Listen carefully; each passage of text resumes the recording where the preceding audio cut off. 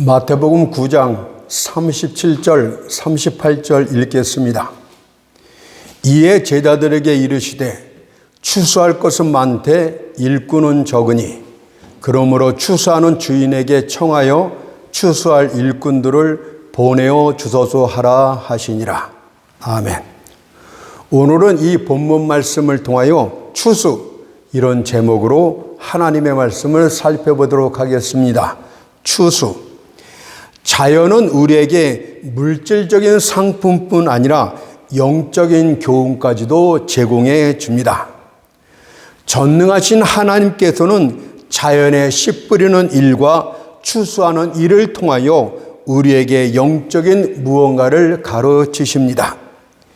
이는 성경의 저자가 또한 우주의 건축자이시기 때문입니다.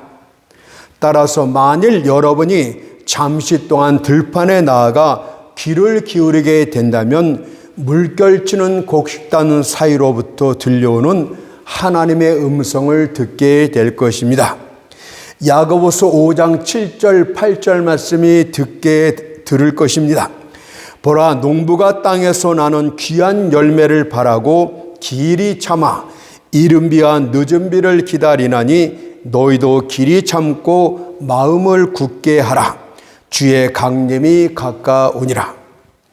이것은 추수를 기다리는 농부의 인내를 격려해 주는 말씀 아닙니까? 우리들은 그리스도의 밭에 고용된 영적 농부들입니다. 농부에겐 애써 가꾼 결과를 보지 못한 채 단지 땅만 일구며 씨를 뿌리는 계절이 있습니다. 그는 땅에 황금빛 곡식을 맡긴 채 장차 솟아나리라는 소망 속에 귀한 씨를 땅에 아낌없이 뿌렸습니다. 그러나 몇 달이 지나도록 곡식은 솟아나지 않습니다.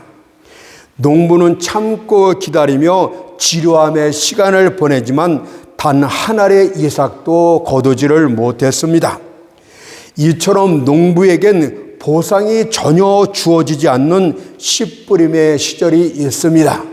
혹시 여러분들은 지금 그런 시절에 있는 것이 아닌가 한번 생각해 봐야 되지 않겠습니까? 하지만 농부의 이 같은 기다림은 합리적인 기다림이라는 사실을 잊지 맙시다. 그는 자기가 밭을 갈구고 씨를 뿌렸기 때문에 수확을 기다리는 것입니다. 바로 이것이 농부로부터 본받아야 될 모범인 줄 믿습니다. 여러분들이 땅을 일구며 귀한 씨를 뿌렸습니까? 그러면 기다릴 만한 충분한 가치가 있다는 것을 야고보서 말씀이 교훈해 주고 있는 것입니다. 그런데 만일 그가 밭을 개간하지 않았다면, 그리고 흙을 파 일구고 또 황금 씨앗을 뿌리지 않았다면, 그러면서도 그 땅에 수확을 가져다 줄 것이라고 기대하고 있다면 그는 바보일 것입니다. 왜냐하면 그 땅은 그에게 가시와 엉겅퀴만 생산할 뿐 더 이상 아무것도 제공하지 않을 것이기 때문입니다. 따라서 충고컨대 현재 좋은 것을 뿌리지 않았으면서도 미래에 좋은 것을 거둘 것이라는 전망 속에서 자기 자신을 속이는 자가 있다면 속히 그 아첨하는 어리석음에서 벗어나도록 하십시오. 과연 지금 잘 돼가고 있지도 않은데 어떻게 잘 될 것이라 기대를 하는 것입니까? 하나님의 섭리에 반하는 일을 하면서 어떻게 반대되는 일을 기대하고 있는 것입니까? 갈라디아서 6장 7절을 보니까 무엇으로 심든지 그대로 거두리라고 말씀하고 있지 않습니까? 따라서 아무것도 심지 아니한 사람은 아무것도 거둘 수 없고 인색한 마음으로 심은 자는 인색하게 거둘 뿐입니다.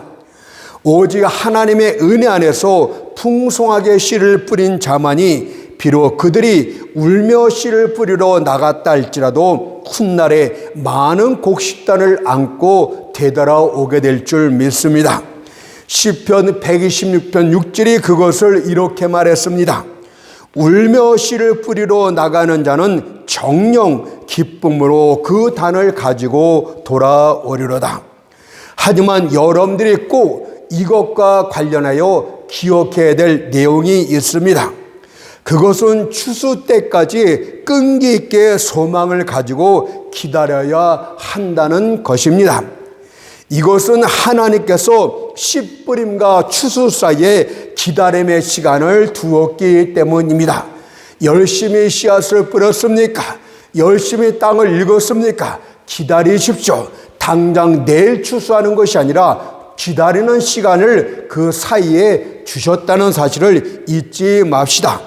그래서 야고보서 5장 7절을 보게 되면 땅에서 나는 귀한 열매를 바라고 길이 참아, 이것이 우리가 본받아야 될 점인 줄 믿습니다. 그러니 오랫동안 인내하도록 하십시오. 이는 농부가 첫 달에 수확을 거둘 수는 없는 것이기 때문입니다. 농부는 씨 뿌린 다음 달에 즉시 황금빛 곡식단을 거둘 것이라 기대하지 않습니다. 달이 차고 기울며 태양이 뜨고 없어지기를 반복한다 할지라도 농부는 정한 때까지 오래 참고 기다립니다.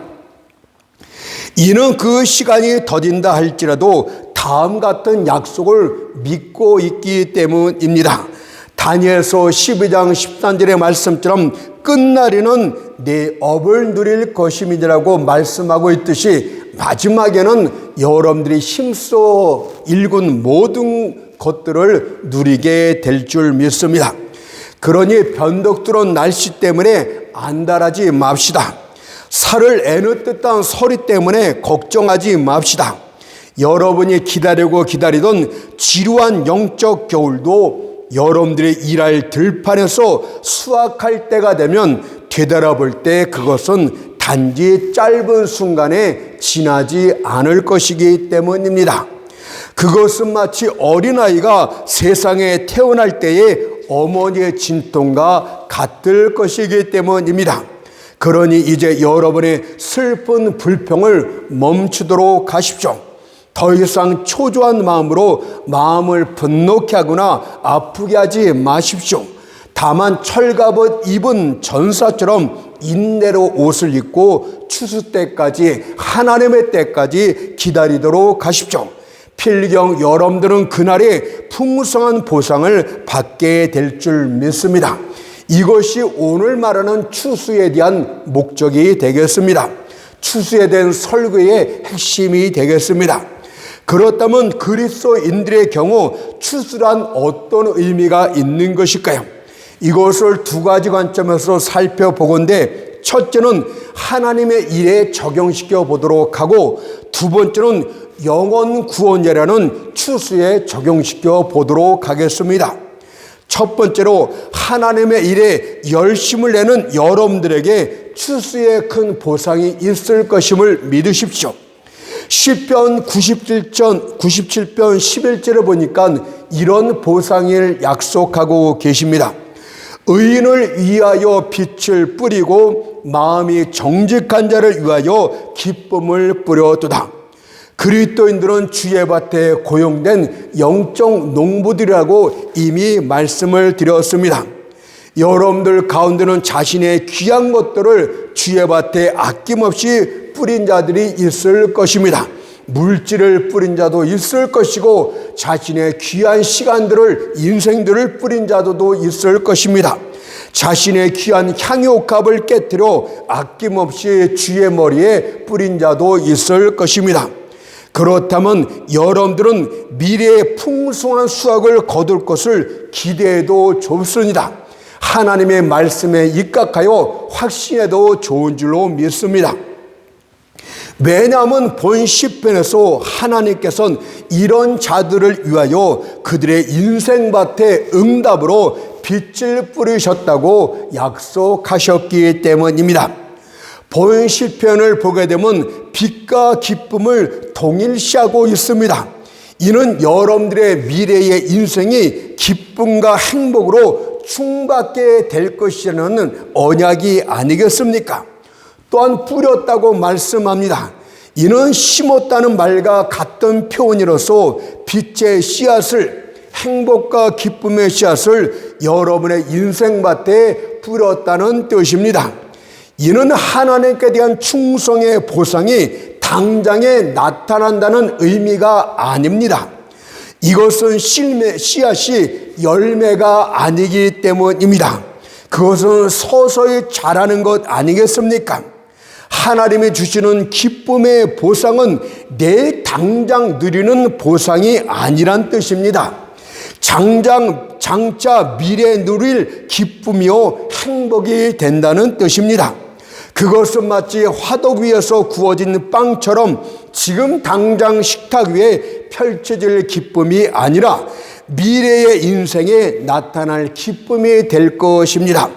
그러니 소망 중에 인내하면서 기다려야 되는 것입니다. 화건컨대 하나님의 일에 충성된 여러분들이요, 여러분들의 앞날은 막힘이 없는 대로가 펼쳐지게 될 것입니다. 장차 다가올 인생 밭에서는 어려움들이 사라지게 될 것이고, 골짜기들은 돋아지며 산들과 언덕들은 낮아지고 굽은 것들은 곧게 펴지며 거친 것들은 평탄케 되는 대로가 활짝 열리게 될 것입니다. 히브리서 10장 35절 36절을 보십시오. 여러분들에게 큰 상이 있을 것을 이렇게 말씀합니다. 그러므로 너희 담담을 버리지 말라. 이것이 큰 상을 얻느니라.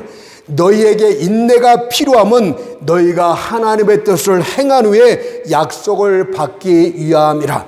하나님의 일에 충성된 여러분들이여, 담담을 갖고 안절부절하지 마십시오.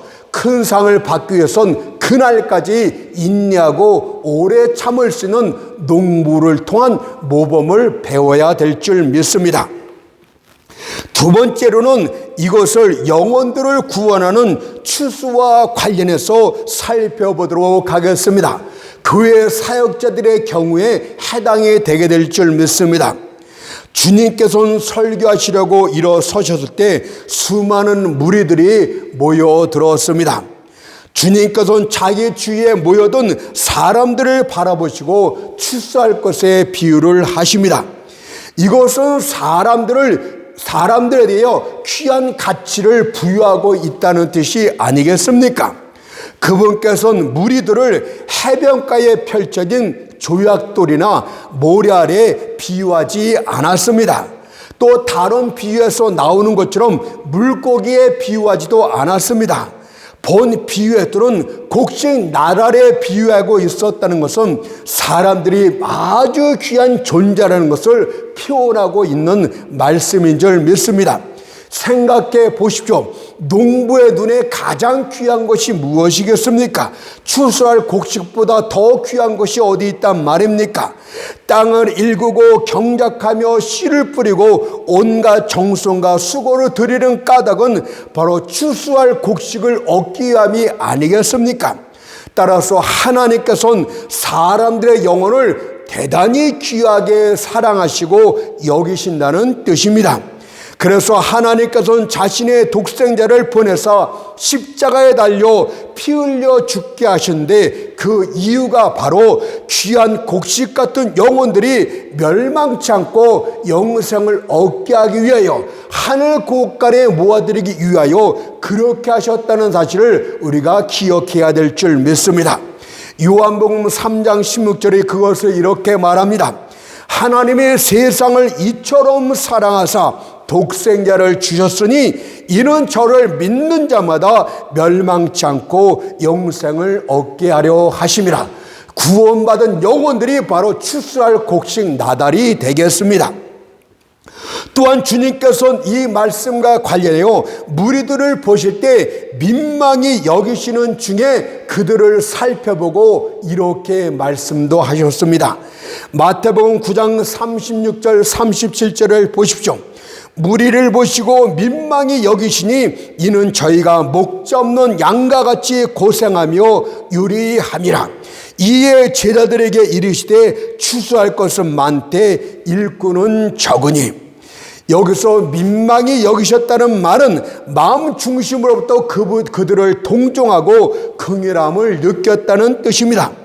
이는 그들이 목자 없는 양들처럼 돌봄을 받지 못하며 의리방황하고 있었기 때문입니다. 오늘날 교회도 마찬가지 아니겠습니까? 하나님이 보실 때 참으로 불쌍하고 돌봄을 받지 못하는 목자 없는 양처럼 그분의 눈에 보일 줄로 믿습니다. 주님께서 공생의 사역을 하실 때 이스라엘 종교는 썩을 대로 썩었습니다. 오늘날처럼 썩었겠죠. 유대교를 대표하는 바리새파나 사두개파가 있었지만 그들은 자기 백성만 채우는 사꾼 목자들에 불과했습니다. 바리새인들은 외적인 종교식과 형식에 치우친 채 자기 기득권을 지키는 데만 혈안이 되고 있었습니다. 겉으로는 가난한 자를 위하는 듯하나 실상은 과부의 전 재산을 통째로 삼키는 자들이었습니다. 야고보서 12장 40절을 보십시오. 저희는 과부의 가산을 삼키며 외식으로 길게 기도하는 자니 그 받는 판결이 더욱 중하리라. 여러분들 사랑의 제일교회 정광 목사, 그게 목사입니까? 교회 그 알바께서 500억 받고, 아이고 도둑놈이 그냥 강대상에 써갖고, 그런 도둑놈은 내어쳐야 돼요. 그런데 한국교회 목사들이 얼마나 겁쟁이고 소심한지 감히 그를 이단으로 정죄도 못합니다. 아유 한심한 것들 그냥 숨어갖고 그래 목사라고. 자, 사두개 역시도 마찬가지 아닙니까? 이들은 현실의 복에만 깊이 빠진 자들이었습니다. 오늘날로 말하자면 세속주의적인 기복신앙만 강조하는 그런 아부하고 아첨하는 목회자들이었습니다. 그냥 사람 하나 빠져나갈까봐 어떻게든지 아부하고 아첨하고 살살 긁어주고 죄를 지어도 괜찮아 그냥 가짜들. 에휴, 한국교회가 그래서 이 지경 이 꼬라지가 되었어요. 교회가 왜 텅 빈 것입니까? 주님께서 말씀하시는 추수할 일꾼들이 사라졌기 때문에 그런 것입니다. 여러분들 주님께서 그 무리들을 보시고 민망히 여기시고 목자 없는 양처럼 고생하고 유리하고 있다고 말씀하고 있듯이 지금은 엉터리 사역자들 때문에 양들이 고통당하고 유리방황하고 있다는 사실을 알지 못하십니까? 싹 가르쳐야 돼. 그런 사람들은, 그런 목회자는 없는 게 더 교회의 덕이 됩니다. 과연 추수할 일꾼들이 없는데 교회 안에 알고 갔던 신자들이 어떻게 있을 수 있단 말입니까? 오늘날 얼마나 많은 잘못된 설교가들이 많은지 그들에게 말하고 싶은 것이 있다면 차라리 강대상을 비워라. 저는 이렇게 말하고 싶어요. 열정도 없고 진리도 없고 영성도 없는 그런 목회자들 제발 싹 들어갔으면 좋겠어요. 진실된 영혼 한 명만 있어도 좋겠습니다. 여러분들 주님께서 말씀하신 추수할 일꾼들은 어떤 자를 그러면 말하고 있는 것일까요?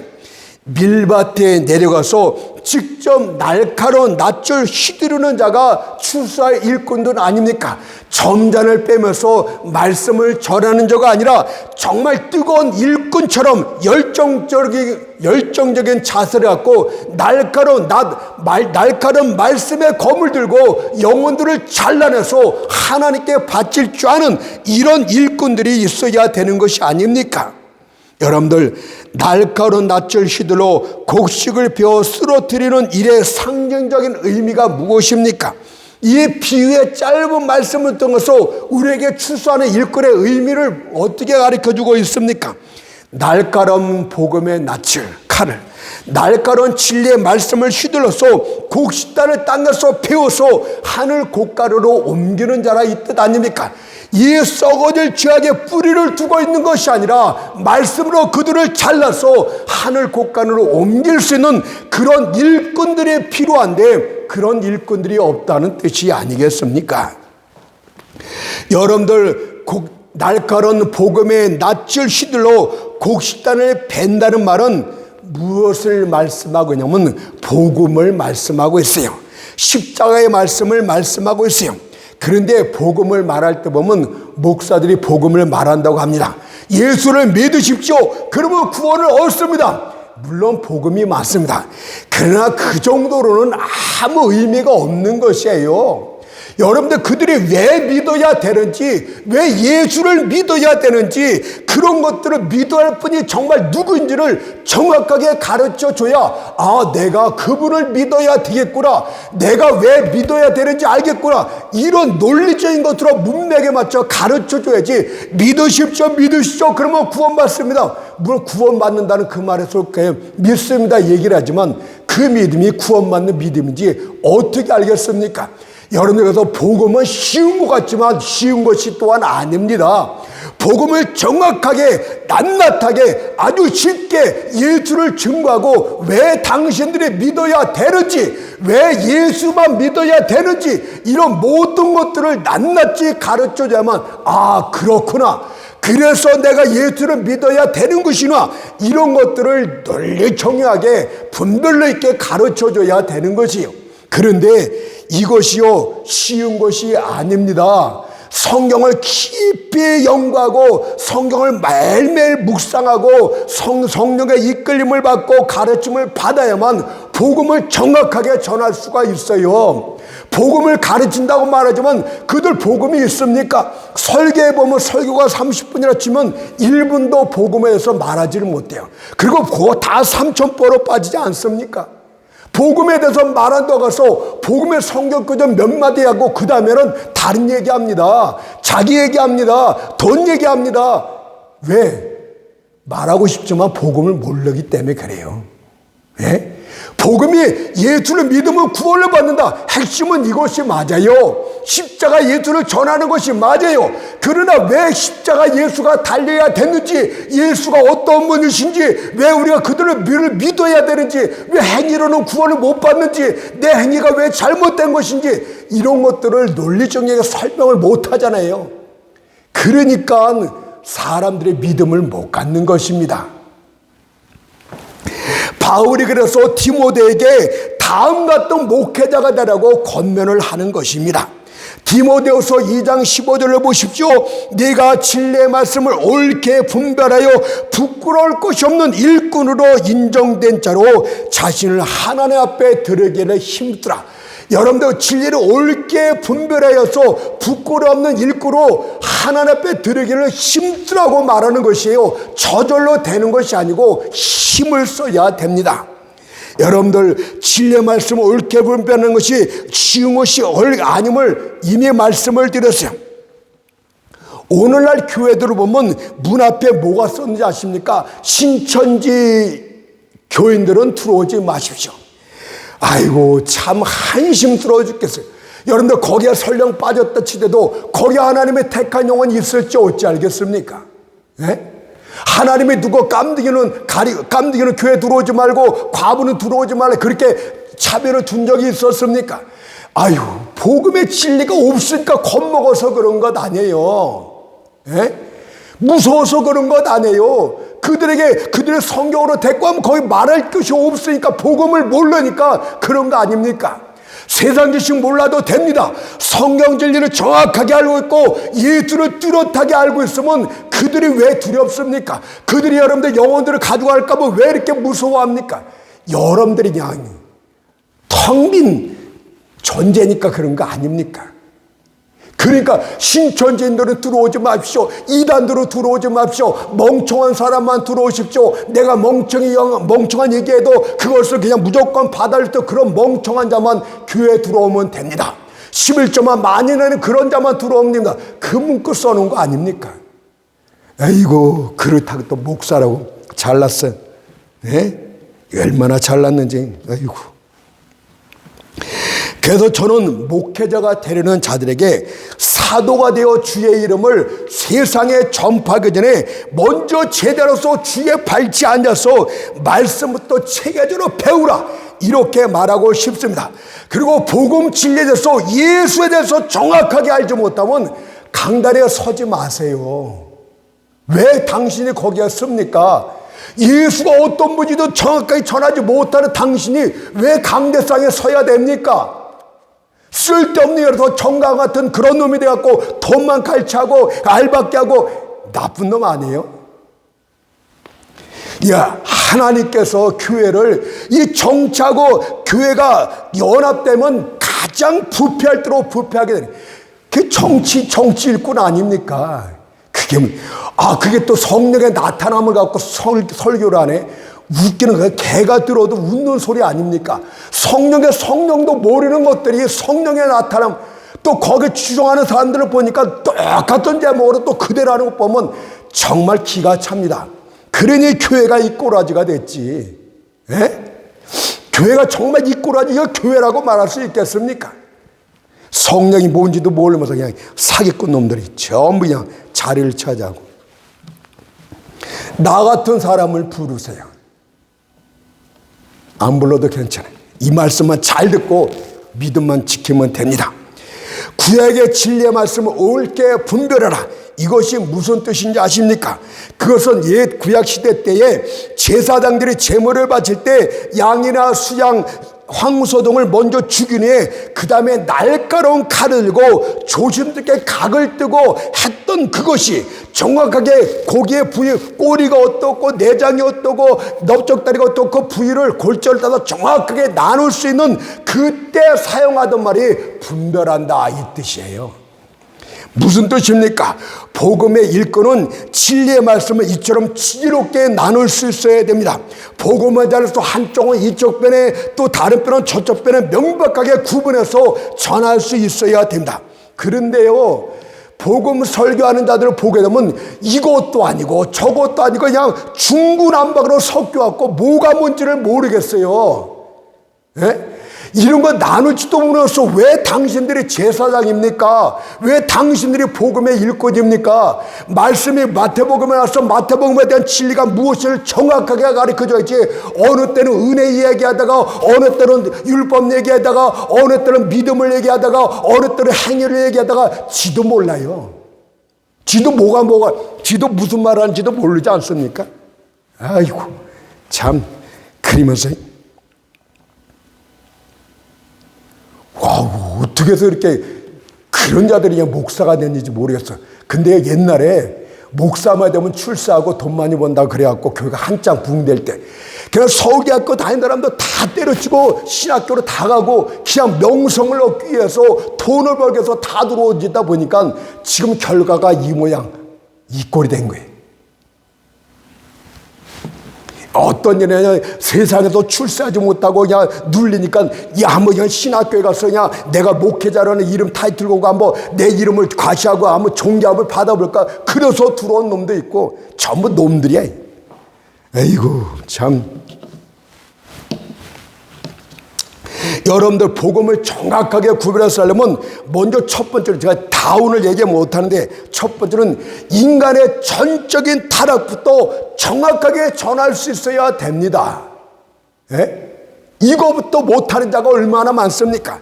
그러면서 인간의 존엄성이 어떠고 인간은 고귀하게 이렇게 존경을 받아야 되고 교회 강단에서도 이렇게 떠드는 목사들이 있어요. 여러분들 그들은요 처음부터 다시 공부해야 됩니다. 인간의 완전 타락, 인간의 전적 타락을 모르고서는 복음의 복자도 전할 수가 없게 되는 것 아닙니까? 인간에 대해서 뭐 쓸만한 것이 있다고 하면은 복음은 사라지게 되는 거예요. 왜냐하면 성령의 감동으로 받은 기록된 성경 계시가 인간의 전적인 타락을 명확하게 선포하고 있기 때문입니다.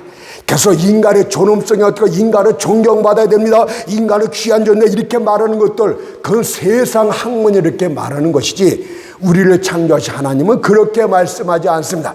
이 진리부터 여러분들 마음 안에 토대 안에 분명히 세워지지 않으면 목회하지 마세요. 여기 와서 그냥 돈벌이 하지 말고 좀 나가서 노가다 하고 노동자 옷 입고 일을 하세요. 그런 거 하기 싫으니까 여기 와서 그냥 사람들 호리면서 그냥 돈 벌고. 여기서 도둑놈들이 교회에 제일 많아. 로마서 3장 10절 12절을 보십시오. 의인은 없나니 얼마큼 없어? 한 30% 없어? 하나도 없으며 깨닫는 자도 없고 하나님을 찾는 자도 없고 다 치우쳐서 한 가지로 무익하게 되고 선을 행하는 자가 없나니 한 10명? 하나도 없도다. 이 성경 진리를 여러분들이 믿어야 되고 확신으로 와야 됩니다. 또 한 사람의 의인이 하나도 없다는 뜻 아닙니까? 구약의 이사야 선지 역시도 인간의 본성과 인간의 의에 대해서 이렇게 선포를 합니다. 이사야 64장 6절을 보세요. 대저 우리는 다 부정한 자 같아서 우리의 의인은 다 더러운 옷 같으며, 우리는 다라고 여기서도 말합니다. 한 사람의 예외함 없이 다 더럽고 부정한 존재라 이 뜻 아닙니까? 부정하다란 말은 레위기서에 나오는 종교의식적인 용어입니다. 이거는 인간 본성 자체가 죄에 오염됐다는 뜻입니다. 어떤 부정한 자가, 문둥병자가 침대 위에 앉았다면 그 침대는 깨끗이 씻어야만 됩니다. 그가 그릇을 만졌다면 그릇을 깨트려야 됩니다. 음식을 만졌다면 음식이 부정하게 되는 것입니다. 그가 만지고 접촉하는 모든 것은 다 부정케 됩니다. 한마디로 말해서 인간 본성이 썩었다는 의미는 그로부터 나오는 행위나 말이나 모든 것들이 다 부정하고 죄덩어리라 이 뜻 아니겠습니까? 과연 성경이 인간 본성이 부정하다고 말하는데 그들의 행위가 깨끗하다, 고귀하다, 존귀하다, 어떻게 이렇게 말을 할 수 있단 말입니까? 천주교에서는 아주 알랑방구 끼는데 최고의 종교예요. 믿음으로 구원을 받는다 이렇게 하면 사람들이 안 끼니까 사람들은 행위를 얘기하면 무엇인가 열심을 내려고 그래요. 그러니까 믿음에다가 행위를 합해갖고 두 가지를 합쳐서 구원에 이른다. 여러분, 사단의 고차원적인 종교 만든 것이 천주교라고 생각해요. 여러분들, 그러나 다윗이 감동을 받아서 인간이 태어날 때부터 죄악된 본성, 근원지부터 더러움으로 얼룩졌음을 이렇게 증거합니다.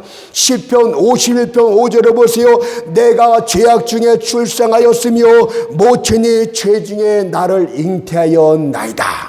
잉태하였을 때부터, 엄마 뱃속에 있을 때부터 이미 본성이 더러운 존재라고 말하고 있지 않습니까? 만약 선각을 판별할 수 있는 카메라가 있어 인간을 찍게 된다면 아마 시꺼먼 검은색으로 나타나게 될 줄 믿습니다. 여러분들, 그렇다면 사람들을 하나님이 처음부터 이렇게 만들었습니까? 거룩하신 하나님이 인간들을 더러운 존재로 만들었단 말입니까? 아닙니다.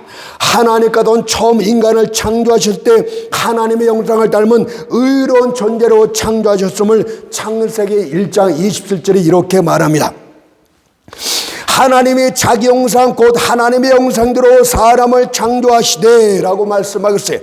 하나님의 형상대로 지음받은 우리의 최초의 부모요 온 인류의 대표자인 아담, 첫사람 아담을 말하고 있어요.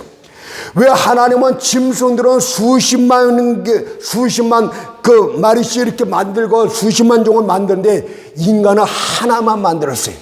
왜 그랬을까요?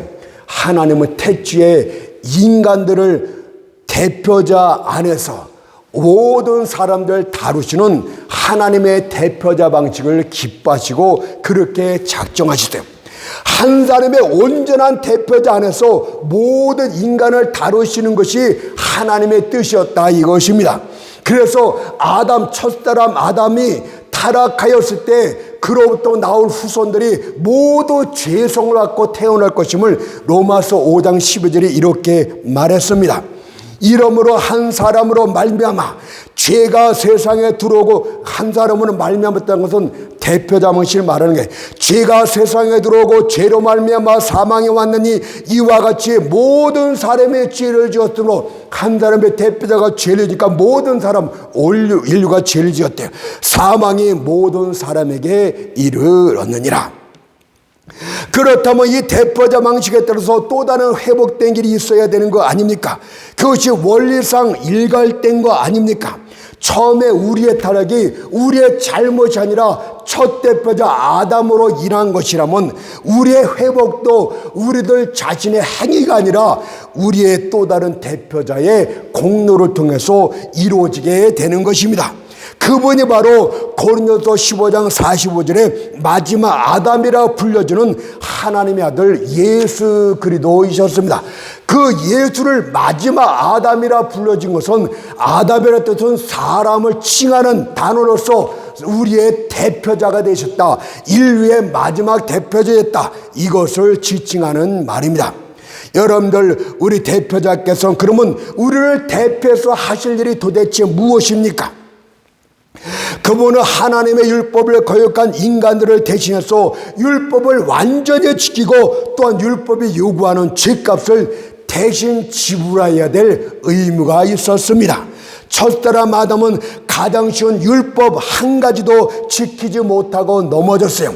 에덴 동산에 있는 모든 실과를 네가 임의로 먹을 수는 있으나 선악과 하나만은 먹지만 단 한 가지 계명도 지키지 못하고 넘어졌던 장본인이 우리의 대표자, 첫 번째 대표자 아담이었어요. 그러나 마지막 아담 대신 예수 그리스도는 우리를 위해서 모든 율법들을 완전히 지킴으로 하나님을 기쁘시게 했습니다. 마태복음 5장 17절 18절을 보세요. 내가 율법이나 선지자나 폐하러 온 줄로 생각지 말라.